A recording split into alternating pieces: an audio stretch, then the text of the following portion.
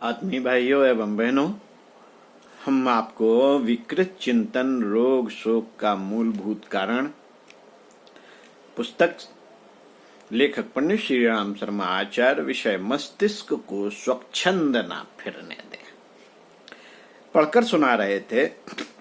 इसी क्रम में आपको पृष्ठ 40 से पढ़कर सुनाते हैं।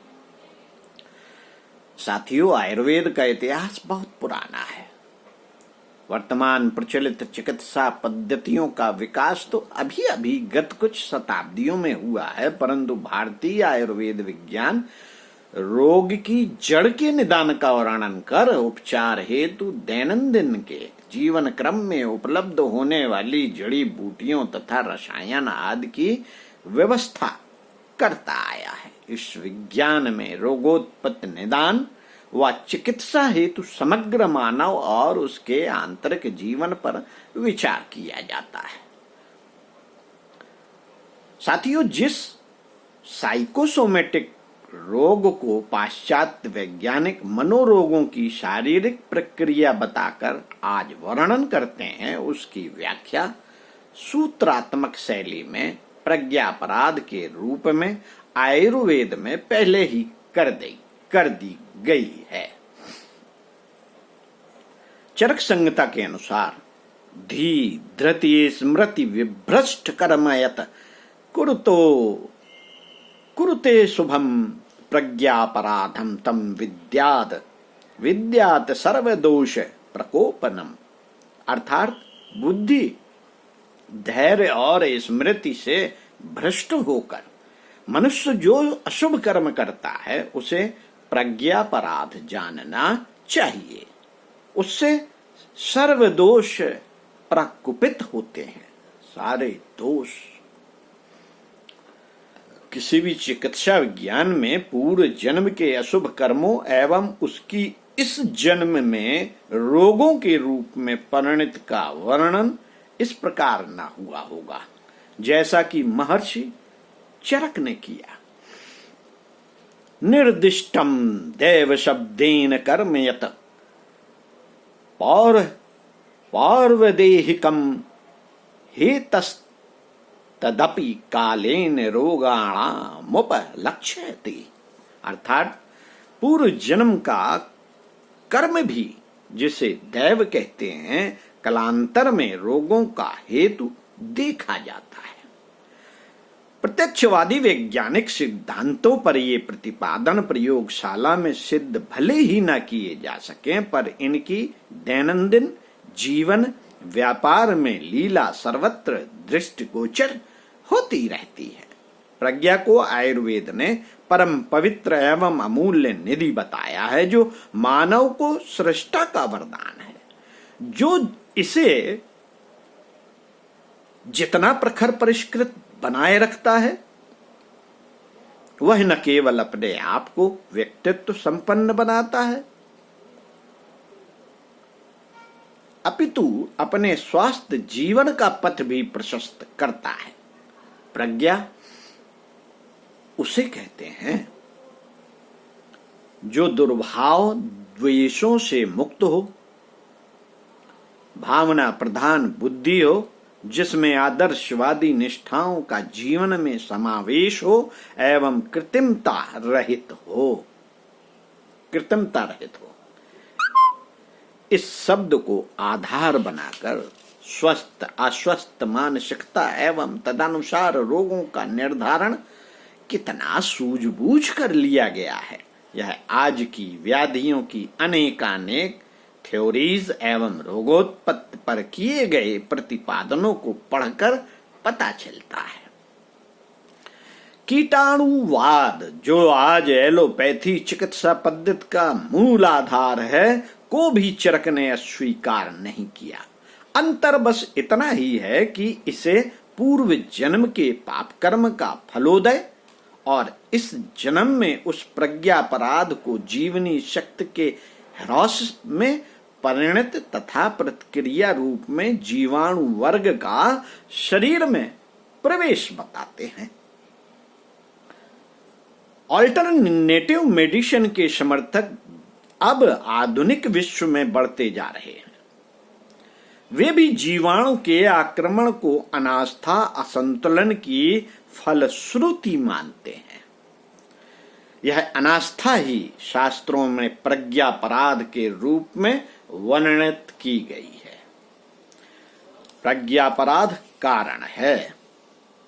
विवेक से च्युत होना, विवेक से दूर होना, काम क्रोध लोभ इत्यादि के वश में होकर मनुष्य जब स्वयं पर संयम खो बैठता है तब उसे उचित अनुचित का भान नहीं रहता।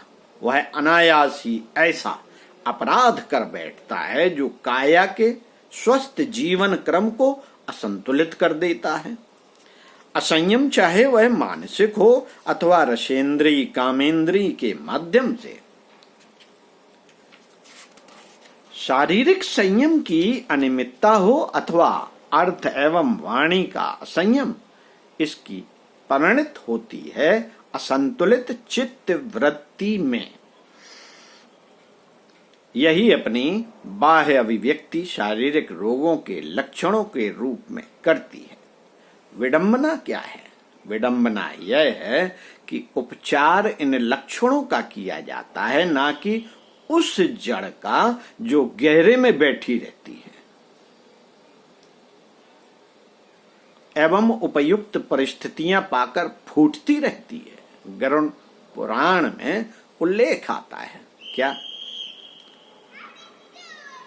चितायतम धातुवश्यम शरीरम चित्ते नष्टे धातुवो यन्ति नाशम तस्मात् चित्तम सर्वदा रक्षणीयम स्वस्थे चित्ते धातवः संभवन्ति।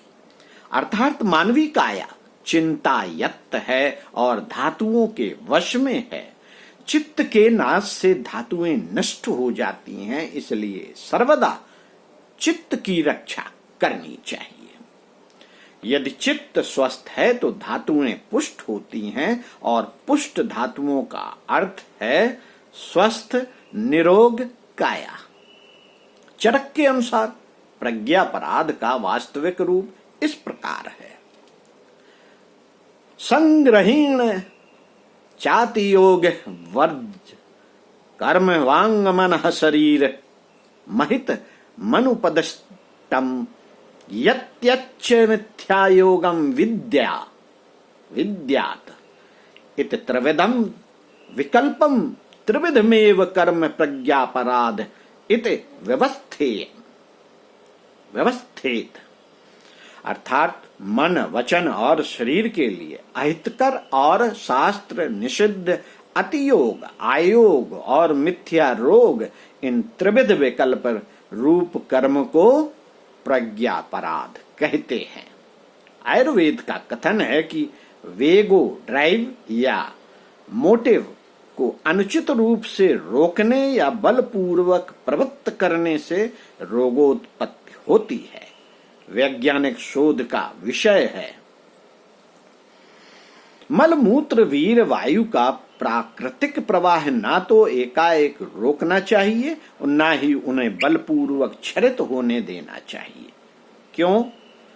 क्योंकि फिर ये ही रोगों का कारण बनते हैं। इन अपराधों के अतिरिक्त वाणी के अपराधों को भी प्रज्ञापराधों में गिना गया है और उन्हें रोगों का कारण माना गया है। वाणी का सदुपयोग और दुरुपयोग ही आनंद व उद्योग का स्वास्थ्य एवं अस्वास्थ्य का कारण बनता है, ऐसा शास्त्रों का मत है। वाणी के संयम को वांग्मय तप बताया गया है जो स्वास्थ्य का सहज साधन है। इसी आधार पर बताया जाता है कि रोगी से कहे गए प्रेम सहानुभूति से युक्त चिकित्सक के वचन रोगी का आधा रोग दूर कर देते हैं।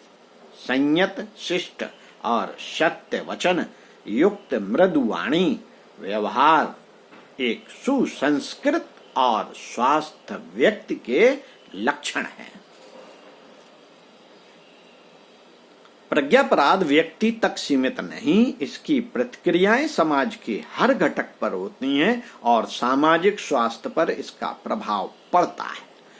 दुष्कर्मों का बढ़ना, उनमें सूक्ष्म वातावरण का प्रदूषित होना और उसकी परिणति प्रकृति पर दुष्प्रभाव के रूप में होना एक तथ्य है। इसी व्यापक सामाजिक प्रज्ञापराध को धर्म ग्लानि के नाम से संबोधित किया जा रहा है। वस्तुतः स्वस्थ जीवन का आधार है आध्यात्म सिद्धांतों का जीवन के हर क्षण, हर गतिविधि में व्यापक समावेश। दवाओं से स्वास्थ्य नहीं खरीदा जा सकता। 1100 करोड़ रुपए की वार्षिक खरीद करने वाले 82 करोड़ की जनसंख्या वाले, अब तो 125 करोड़ हो गई है, भारतवर्ष के नीति निर्माताओं को नागरिकों का स्वास्थ्य सुधारने मात्र के लिए ही नहीं, राष्ट्रीय अर्थनीति को आमूलचूल रूप से बदलने व राष्ट्रीय उत्पादन बढ़ाने के लिए भी इस ओर तुरंत ध्यान देना चाहिए। साथियों, प्रज्ञापराध और कुछ नहीं, प्रकारांतर से आस्था संकट है। विश्वास नहीं रह गया है, यही है आस्था संकट। अनास्था रूपी दैत्य का दुष्प्रभाव ही है। यही व्यक्तिगत व समष्टिगत रोगों का मूल कारण है। मूल कारण यही बढ़कर मनुष्य के पतन, पराभव का मार्ग प्रशस्त करता है। उससे बचने के लिए मन मस्तिष्क को सदा विधेयात्मक दिशा देनी होगी। हमें विधेयात्मक दिशा देनी होगी। किसे? अपने मन को और अपने मस्तिष्क को, अपने विचारों को ईश्वरवादी बनना पड़ेगा। ओम शांति।